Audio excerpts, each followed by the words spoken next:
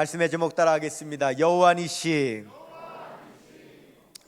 1940년에 히틀러의 독일군이 프랑스를 침공을 하게 됩니다. 프랑스가 맞서봤지만 역부족이에요. 그래서 이 영국에서 영국 군대를 프랑스로 파병을 하게 됩니다.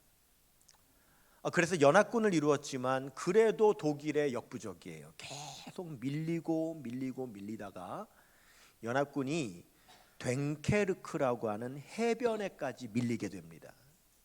더 이상 갈 수가 없죠. 바다니까. 그리고 앞에서는 독일의 기갑부대가 전차를 이끌고 진격해 오는 거예요. 이제 이틀만 지나면 독일의 전차 부대가 당도하면 다 그 해변가에서 30만 명이 넘는 연합군이 몰살당할 실제 위기에 놓인 겁니다.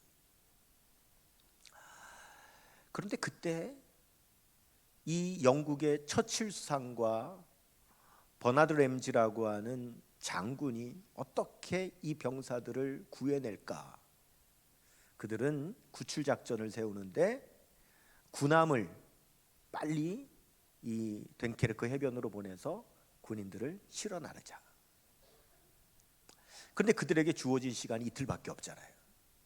그래서 이틀 동안 1940년 5월 26일부터 이틀 동안 철수를 시켰는데 고작 2만 5천 명밖에는 못 실어 날랐어요. 아직 30만 명이 넘는 병사가 남아있는 거예요. 이제 곧 기갑부대가 진격해 올 상황인 거예요. 근데 그때 놀라운 기적이 일어나요. 독일군 사령부에서 그 기갑부대를 향하여서 명령이 하달되는데 진격을 더 이상 하지 말고 멈춰서 대기하라는 거예요. 이유가 뭐냐면 이 탱크 부대가 너무 빨리 오다 보니까 뒤따라오던 보병 부대하고 너무 사이가 멀어진 거예요. 여러분, 탱크는 왜 포를 쏘니까 듬성듬성 쏠 거 아닙니까? 그런데 이 적군 하나하나를 사살을 하려면 보병 부대가 필요하거든요. 그러니까 보병 부대가 당도하면 같이 가서 적을 섬멸하라는 거예요. 이렇게 시간이 벌어지는 역사가 일어난 거예요. 그때 이 처칠 수상이 라디오로 전 국민들에게 호소를 하는데, 국민들 가운데 배가 있는 분들은 지금 다 됭케르크 해변으로 가서 우리 군인들을 좀 구조해 달라고. 그래서 군함은 말할 것도 없고 뭐 여객선, 화물선, 뭐 유람선, 뭐 요트 막 이런 배들이 다 됭케르크 해변으로 막 항해를 해 가는 거예요. 근데 그 사실을 알고는 독일군이 막 전투기를 보내 가지고 그 공중에서 그 배들을 막 폭격을 하는 거죠. 그래도 이 병사들을 구해야 되겠다는 일념으로 포기하지 않고 배들이 됭케르크 해변으로 가가지고 병사를 구해내는데 6월 4일까지 9일 동안 860척의 배가 33만 8,224명의 병사들을 구해내는 겁니다. 그래서 이것을 됭케르크의 기적이라고 부르는 거예요. 여러분, 그 결과 사실 그 전까지만 해도 영국 안에서는 우리 빨리 독일에 항복해야 된다, 그래야 살아남는다라고 하는 여론이 우세했었는데 국민들이 목숨을 걸고 가서 이 병사들을 구해내는 일로 인하여서 이 여론이 바뀌어요. 그래서 영국 국민들이 아니다, 우리 끝까지 항전해야 된다, 싸워야 된다, 이런 여론으로 바뀌어지는 역사가 일어나요. 그래서 이것을 됭케르크 정신이다 이렇게 부릅니다. 여러분, 만일 이때에 됭케르크에 갇혔던 이 30만 명이 넘는 연합군을 구출해내지 못했다면 독일이 2차 세계대전에서 이기게 됩니다. 그런데 이 30만 명의 병사들을 구해냈기 때문에 그 구한 병사들이 다시 전선에 투입돼 가지고 결국은 2차 세계대전을 승리로 이끌 수가 있었던 거거든요. 독일이 패전한 이후에 그 전쟁을 평가할 때에 서부전선에서 가장 치명적인 실수가 뭐였냐면 그때 기갑부대를 멈추라고 했던 그 명령이 가장 치명적인 실수였다, 그렇게 평가를 하게 됩니다. 여러분, 전쟁이 뭐냐면 인간이 할 수 있는 가장 원시적이고 가장 폭력적인 분쟁 해결 수단이다, 이렇게 부릅니다. 전쟁은 하지 말아야 되는 겁니다. 전쟁은 어떻게 해서든지 막아야 되고 어떻게 해서든지 하지 말아야 되는 겁니다. 그런데 인류 역사를 보면 전쟁은 늘 있어 왔고 심지어 지금도 전쟁이 끊이지 않고 일어나고 있단 말이죠. 그래서 할 수 있는 한 전쟁은 하지 말아야 하지만 만일 적이 쳐들어와서 전쟁을 할 수밖에 없는 상황이 된다면 싸워야 되고 반드시 이겨야 됩니다. 그래야 살아남을 수가 있는 거예요. 이스라엘 민족이 출애굽한 후에 광야를 걷게 되는데 그때에 아말렉이라고 하는 족속이 이스라엘을 공격해 옵니다. 그게 오늘 본문 말씀의 시작입니다. 8절 보겠습니다. 같이요. 시작. 그때에 아말렉이 와서 이스라엘과 르비딤에서 싸우니라 그랬습니다. 여기 보니까 아말렉이 와서 이랬죠. 이 말은 뭐냐면 가만히 있는 이스라엘을 아말렉이 공격해 왔다는 거예요. 그러면 어떻게 해요? 아무리 전쟁이 싫어도 전쟁이 하지 말아야 되는 것이라 해도 와서 공격을 하는데 어떻게 됩니까? 막아야 되지 않겠습니까? 싸워야 되지 않겠습니까? 나는 전쟁이 싫다고 다 몰살당할 수는 없지 않습니까? 그래서 모세가 여호수아에게 명령하죠. 여호수아야, 너는 젊은 장정들을 택해서 나가서 싸워라. 나는 하나님의 지팡이를 손에 잡고 나는 산꼭대기에 올라가서 너희들 위해서 기도하겠다. 그렇게 명령을 합니다. 9절 10절을 봅니다. 시작. 모세가 여호수아에게 이르되 우리를 위하여 사람들을 택하여 나가서 아말렉과 싸우라. 내일 내가 하나님의 지팡이를 손에 잡고 산꼭대기에 서리라. 여호수아가 모세의 말대로 행하여 아말렉과 싸우고 모세와 아론과 훌은 산꼭대기에 올라가서 그랬습니다. 여러분, 모세가 산꼭대기에 올라가니까 저 아래 싸우는 우리 그 사람들이 보일 거 아닙니까? 그 모세가 손을 들고 하나님 앞에 도와달라고, 이기게 해달라고 간절히 기도하면 막 아군이 막 이겨나가는 겁니다. 그런데 이제 모세가 기도하다가 팔이 힘이 드니까 지치니까 손을 내리면 갑자기 적군이 또 막 이기기 시작하는 겁니다. 안 되겠다 싶어도 또 기도해야 되겠다고 또 손을 들면 아군이 막 이기다가 피곤해서 손을 내리면 또 적군이 이기다가 이게 몇 번 반복되니까 모세가 깨닫는 거죠. 내가 손을 들고 기도하면 이기고 손을 내리면 지네? 그럼 어떻게 해야 돼요? 끝까지 손을 내리지 않고 기도를 해야 되겠죠. 전쟁에 이기는 그 순간까지 손을 내리지 않고 기도해야 된다는 것을 모세가 압니다. 그런데 문제는 뭐냐면 머리로는 아는데 몸이 안 따라준다는 거죠. 손을 내리면 안 된다는 것을 머리는 알지만 이 몸이 말을 듣지 않는 겁니다. 손이 막 내려오는 겁니다.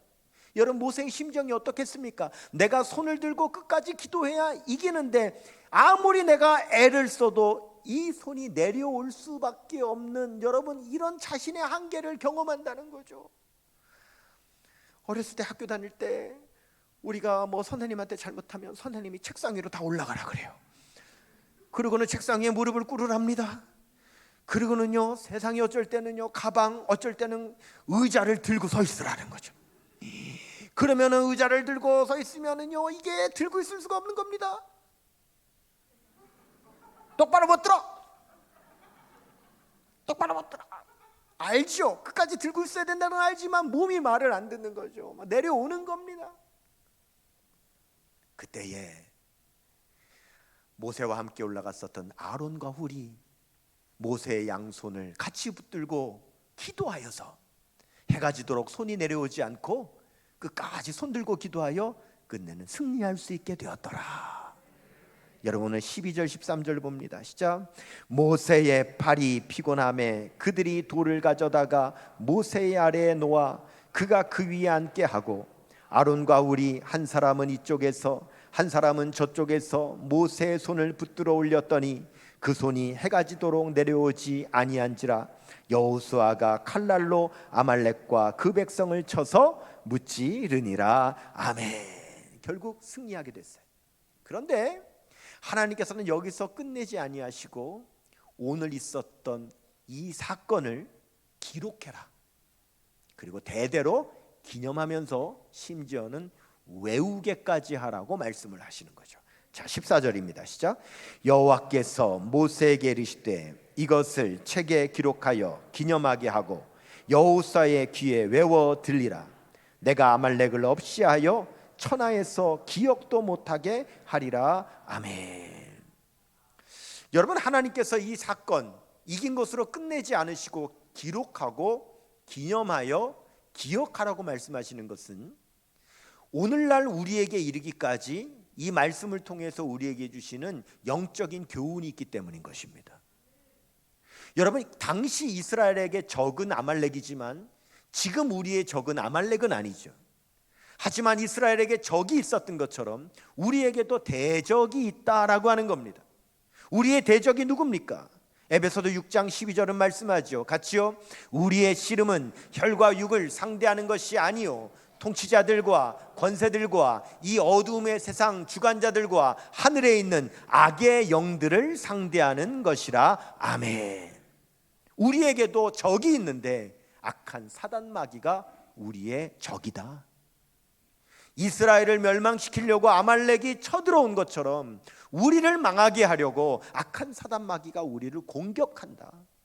그러므로 이스라엘이 아말렉과의 전쟁에서 이긴 그 내용을 우리가 깨달음으로 인하여 우리도 영적 전쟁에서 승리하라고 하시는 하나님의 말씀이 오늘 본문에 담겨 있다라고 하는 거죠. 그렇다면 우리는 오늘 말씀을 통해서 자, 우리 성도가 알아야 할 것이 무엇이 있는가? 그것은 첫 번째로 마귀는 우리를 공격할 때 약한 부분을 공격한다라고 하는 겁니다. 한번 따라하겠습니다. 마귀는 우리를 공격할 때 약한 부분을 공격합니다. 여러분, 오늘 본문 말씀이 시작되는 그 말씀에 보면 그때에라고 이렇게 시작해요. 그때에. 그때 도대체 무슨 일이 있었느냐라고 하는 거죠. 자, 여러분, 오늘 본문 말씀에 대한 내용이 나중에 가면 신명기에 해석을 해놓은 말씀이 있습니다. 그걸 먼저 보시면 신명기 25장 17절에서 18절 보겠습니다. 같이요. 시작. 너희는 애굽에서 나오는 길에 아말렉이 내게 행한 일을 기억하라. 곧 그들이 너를 길에서 만나 내가 피곤할 때에 내 뒤에 떨어진 약한 자들을 쳤고 하나님을 두려워하지 아니하였느니라. 아멘. 오늘 본문에는 나오지 않지만 나중에 이 말씀을 해석할 때 뭐라고 하냐면 그때 아말렉이 쳐들어왔을 때에 그때 어떤 일이 있었는가 보면 그때에 너희가 피곤했었다 이렇게 말합니다. 피곤했었다. 그리고 너희 중에 약한 자들이 공격을 받았다 이렇게 말씀을 하고 있어요. 도대체 이스라엘 백성들이 그때 왜 피곤했는가? 여러분, 우리가 이 사실을 알아야 되는데 오늘 본문 시작하는 8절에 그때라고 그랬죠? 그때가 도대체 어떤 때인가? 바로 앞절인 7절 말씀 보면 이렇게 써 있습니다. 오늘 보면 7절 봅니다. 시작. 그가 그곳 이름을 마사 또는 무리바라 불렀으니 이는 이스라엘 자손이 뭐 했으며? 다투었으며 또는 그들이 여호와를 시험하여 이르기를 여호와께서 우리 중에 계신가 안 계신가 하였음이니라. 아멘. 자, 여러분, 이때 무슨 일이 있었냐면 이스라엘 백성들이 서로 싸웠어요. 자기들끼리 서로 싸웠다 그랬어요. 여러분, 자기들끼리 서로 싸우니까 피곤하죠. 피곤한 거예요 그때. 그리고는 뭐라고 합니까? 하나님이 계신가 안 계신가. 성도들 가운데 어떤 사람이 생긴 거예요? 백성들 가운데 하나님을 의심하는 사람, 믿음이 약해진 사람들이 생겼다. 여러분, 악한 사단 마귀가 언제 공격하느냐? 우리가 피곤해졌을 때 공격한다는 거예요. 언제 피곤해집니까? 우리끼리 싸울 때, 우리끼리 다툴 때, 교회가 교인끼리 다툴 때, 가정이 가족끼리 다툴 때, 이때 피곤해지는 거예요. 그때 마귀가 공격한다는 거예요. 또요, 믿음 약한 사람, 하나님이 계신가 안 계신가, 믿음은 약해지고 의심이 생겨나는 사람, 마귀는 그런 사람들, 그 약한 사람들을 공격한다는 거예요. 우리가 영적으로 그 사실을 깨달아야 되는 겁니다. 교회 안에 다툼이 있으면, 그래서 성도 안에 피곤해지면 그때 마귀가 공격하는 겁니다. 우리 안에 의심이 들어와서 하나님이 계신가 안 계신가 의심할 때 그때 마귀가 우리를 공격하는 겁니다. 그 사실을 깨달아야 된다는 거예요. 두 번째, 오늘 아말렉과의 전쟁을 통해서 우리를 깨닫게 하시는 하나님의 말씀은, 영적 전쟁은요 반드시 힘을 합쳐야 이길 수 있다라고 하는 겁니다. 한번 따라 하십시다. 영적 전쟁은 힘을 합쳐야 이길 수 있습니다. 모세는 나이가 들었기 때문에 나가서 못 싸웁니다. 하지만 그렇다고 가만히 있지 않았습니다. 기도로 도왔습니다. 여호수아와 젊은이들은 나가서 싸웠습니다. 모세가 지쳐서 손을 들지 못할 때 아론과 우리 옆에서 함께 손을 붙들어 주어 기도했습니다. 모두 마음을 모았어요. 모두 힘을 모았어요. 나가 싸울 수 있는 사람은 나가서 싸우고, 기도로 도울 사람은 기도로 돕고, 지친 사람은 옆에서 손을 붙들어 주고, 모두가 합력하여 하나 되었을 때에 여러분 영적 전쟁에 승리한 걸 믿으시기를 바랍니다. 그래야 됩니다. 전도서 4장 12절은 말씀하죠. 같이요, 시작. 한 사람이면 패하겠거니와 두 사람이면 맞설 수 있나니 세 겹줄은 쉽게 끊어지지 아니하느니라. 아멘. 여러분, 우리 교회가 고난의 때에, 어려울 때에 우리가 마음을 합하여 하나 되어 기도하면 반드시 영적 전쟁에 승리하는 걸 믿으시기를 바랍니다. 교회도 그렇고 가정도 그렇습니다. 하나 되어야 됩니다. 함께 기도해야 됩니다. 세 번째로, 아말렉과의 전쟁을 통해서 우리에게 말씀하시는 하나님의 교훈은, 모든 승리는 하나님께 달려있다라고 하는 겁니다. 한번 따라 하십시다. 모든 승리는 하나님께 달려 있습니다. 그렇습니다. 여러분, 오늘 출애굽기 17장 15절에서 16절 봅니다. 시작. 모세가 제단을 쌓고 그 이름을 여호와 니시라 하고 이르되, 여호와께서 맹세하시기를 여호와가 아말렉과 더불어 대대로 싸우리라 하셨다 하였더라. 아멘. 이 전쟁에 승리하고 난 다음에 모세는 알았죠. 여러분 보십시다. 여호수아가, 전쟁의 승패가 여호수아에게 달려 있었다면 왜 모세가 손들면 이기고 손내리면 집니까? 그것과 상관없이 여호수아는 이겼어야죠. 여호수아에게 달려 있는 게 아니었습니다. 모세의 기도에 달려 있었습니다. 그런데 여러분, 모세는 어떻습니까? 모세는 계속 기도할 수 없었습니다. 인간은 연약한지라 손을 내릴 수밖에 없었습니다. 그때에 아론과 우리 손을 붙들어 주어서 끝까지 기도할 수 있었을 때에 하나님께서 승리케 하여 주신 겁니다. 그걸 깨달았기 때문에 그 전쟁에 이기고 나서 모세가 제단을 쌓고 그 제단 이름을 여호와 니시라고 불렀어요. 여호와 니시는 여호와는 나의 깃발이라고 하는 뜻입니다. 근데 여러분, 여기 이상한 게 있어요. 오늘 본문의 내용을 가만히 보면은, 여러분 오늘 본문의 내용 가운데에 깃발이 나옵니까? 안 나옵니까? 안 나오죠. 한 번도 깃발이 안 나옵니다. 근데 왜 여호와는 나의 깃발이라고 하냐 이거죠.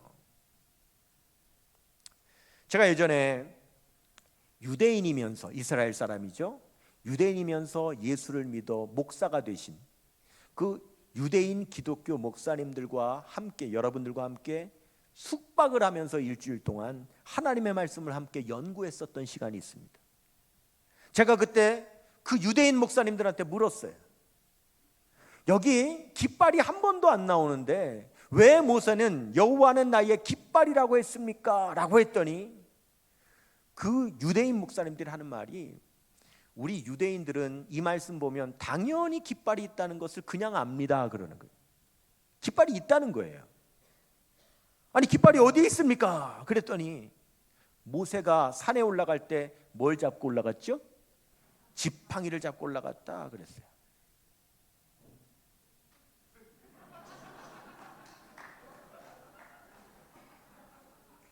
지팡이를 잡고 올라갔어요. 그런데 이 지팡이를 잡고 손을 들어 기도할 때, 손을 들면 여러분 신기한 게요, 손을 들면 이 옷이 펼쳐지게 돼 있어요. 손을 내리면 옷이 줄어들게 됐어요. 신기하죠? 그런데 여러분, 모세가 입은 옷은 제가 입은 옷보다 더 치렁치렁한 옷이란 말입니다. 그러니까 모세가 기도하기 위해서 손을 들면 옷이 벌어지는데 그 손에 든 지팡이는 깃대이고 벌어진 옷은 깃발이 펼쳐지는 것이 된다는 겁니다. 즉 깃발은 모세 자체가 깃발이었다는 거예요. 모세가 산꼭대기에서 손을 들어 올리는 것은 길을 펼치는 거예요. 피곤하여 손을 내리는 것은 기가 내려지는 거죠. 여러분, 깃발이라고 하는 것은 참 많은 의미가 있습니다. 그런데 그 중에 대표적인 두 가지 의미는, 첫 번째는 나 좀 살려주세요 하는 소리가 멀리 못 갑니다. 멀리 있어도 내가 지금 조난당했다고, 어려움당했다는 것을 신호를 보내기 위해서 깃발을 흔듭니다. 깃발을 흔들면 멀리서도 보이는 거예요. 근데 깃발은 조난 신호를 보낼 수 있는 그런 도구가 됩니다. 또 한 가지는, 여러분, 이제 이번 주부터 월드컵이 열려지는데요, 여러분, 월드컵 경기를 할 때 보면 우리 팀하고 상대 팀하고 시합을 합니다. 그때 각자 자기 팀을 응원하는 사람들이 반드시 흔드는 게 있는데 깃발을 흔듭니다. 여러분 보십시오. 실제로 수많은 깃발들이 나부낄 겁니다. 이건 뭘 의미합니까? 우리 편을 격려하고 응원하는 도구가 깃발입니다. 그러니까 모세가 산꼭대기에 서서 두 손을 들 때에 하나님을 향하여서는 우리를 구해달라고 하는 구조 신호의 깃발이 되는 것이고, 저 아래에 있는 싸우는 이스라엘 백성들 향하여서는 응원과 격려의 깃발이 되는 겁니다. 그래서 모세가 손을 들 때는 하나님 앞에 우리를 구원해달라고 하는 구조 신호를 보내는 것이고, 아래에 있는 백성들에게는 힘을 내라고 하는 응원의 신호를 보내는 것이기 때문에 이 깃발을 들었을 때에 결국 승리하게 되었다라고 하는 것입니다. 그래서 모세가 그 전쟁에 승리하고 나서 여호와 니시, 여호와는 나의 깃발이다, 그렇게 고백했다는 거예요. 여러분, 우리 역전성결교회가 이 기도의 깃발을 내리지 않아야 될 줄로 믿습니다. 하나님을 향하여는 우리를 구원해달라고 하는 기도의 깃발이요, 우리 서로 성도들을 향하여서는 우리 서로 격려하고 힘을 내라고 하는 응원의 깃발을 휘날리는, 그 깃발을 멈추지 않는 저와 여러분, 우리 역전교회가 되어야 될 줄로 믿습니다. 서두에 말씀드린 이 됴케르크, 이 구출작전을 다른 말로 됴케르크의 기적이라고 부른다는 거예요.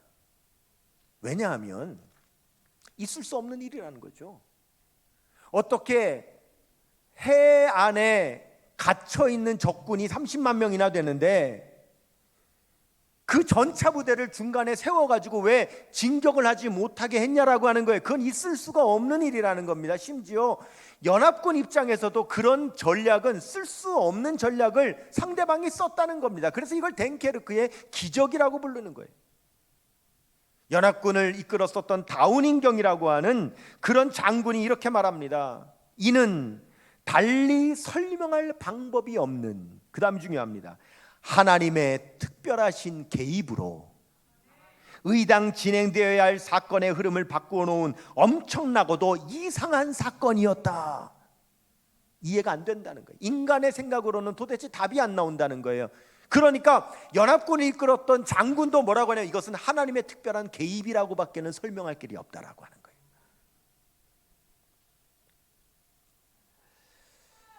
그리고 나서 나중에 이 기적의 이유가 여러분 풀어지는 역사가 있습니다. 그게 뭐였냐면 기도였습니다. 그 당시에 그 어려운 상황 가운데 영국의 웨일즈라고 하는 유명한 신학교가 있는데, 그 당시에 그 신학교의 학장이 리즈 하윌즈라고 불리우는 목사님, 리즈 하윌즈 목사님인데 이분을 뭐라고 부르냐면 위대한 중보기도자라고 부릅니다. 이 리즈 하윌즈 목사님이 그 당시에 그 윈스턴 처칠 수상에게 부탁을 합니다. 수상님, 이런 상황에 수상님께서 라디오에 나가셔가지고 전 국민들에게 지금 이 상황에 대해서 기도해달라고 요청을 좀 해주십시오. 그 말을 들은 처칠 수상이 몇 번에 걸쳐서 라디오 방송을 통해서 지금 이 상황에 대하여 기도해달라고 하는 기도 부탁을 하고, 그 당시에 영국 교회에 중보기도에 불이 일어나게 됩니다. 그 기도로 말미암아 이런 놀라운 기적이 일어나게 되었다라고 하는 거예요.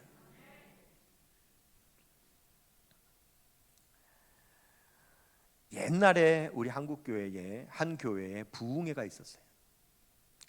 부흥 강사 목사님이 강단에 서서 이 여호와 니시 이 본문을 읽고는 먼저 이 본문을 설명했어요. 이런 내용이라고 간단하게 설명을 하고는 담임 목사님을 불러 올렸어요. 목사님 좀 올라오세요. 그리고 하는 말이, 목사님, 제가 오늘 이 설교할 때 오늘 성도님들이 은혜 받고 악한 마귀가 틈 못하고 오늘 영적인 승리가 있어야 되겠습니다. 이 시간에 우리 영적으로 승리하여 끝날 때까지 목사님이 모세처럼 손을 들고 끝까지 중보기도를 해주십시오. 목사님이 알겠다고, 내가 그렇게 하겠다고 결심을 하고는 옆에서 담임 목사님은 손을 들고 이제 오늘 이 집회에 큰 은혜 주옵소서, 승리하게 하옵소서 기도를 하고, 이 부흥 강사 목사님은 설교를 시작한 겁니다. 설교가 5분, 10분, 15분이 지나는데 옆에서 그렇게 의기양양하게 결심을 하고 기도한 목사님, 담임 목사님 손이 자꾸 내려가는 거예요.